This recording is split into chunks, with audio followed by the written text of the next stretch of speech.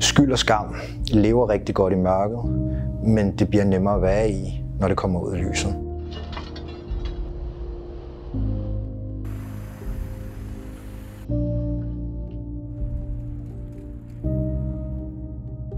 Din hjerne, den tænker ikke rationelt, og kroppen, den lever i et helt andet univers, når man tager det her.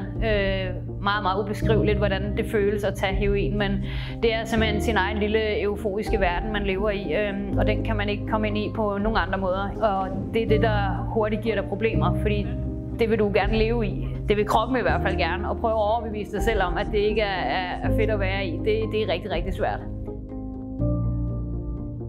Altså når jeg er ude og laver oplæg og sådan noget, så fortæller jeg, at jeg har tidligere misbrug. Altså jeg er ikke stolt af, at jeg har været det, men der var bare nogle omstændigheder, der gjorde, at det blev jeg, og det kan jeg sgu ikke gøre så meget ved i dag.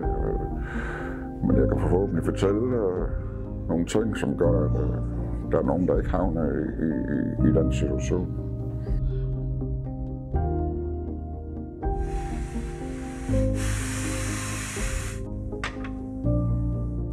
Det er jo lige præcis det, jeg gør, når jeg går mine ture. Når jeg vælger at tage den her skyld og skam og bringe den ud i lyset sammen med de mennesker, jeg står med.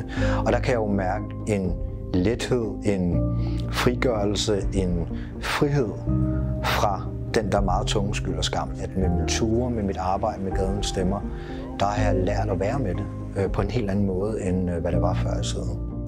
Vi indtager Istergade, som for alt for mange mennesker igennem alt for lang tid har været en walk of shame, og så gør vi den til en walk of fame.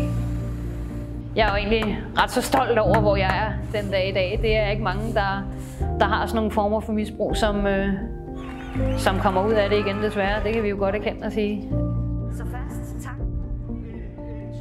Hvor man tit blev mødt af, at man jo bare kunne... Ja, det var lidt sjovt, fordi dengang jeg blev ringet op og sagt, at jeg var gået nu udvalgt til at skulle være en af de der 3 guider, så sagde jeg, at jeg har kraftigt også altid drømt om at få en flis i Istergade.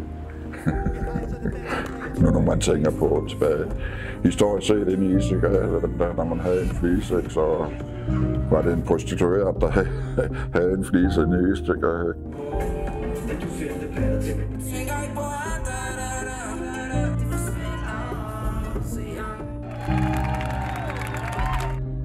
Jeg er meget beæret.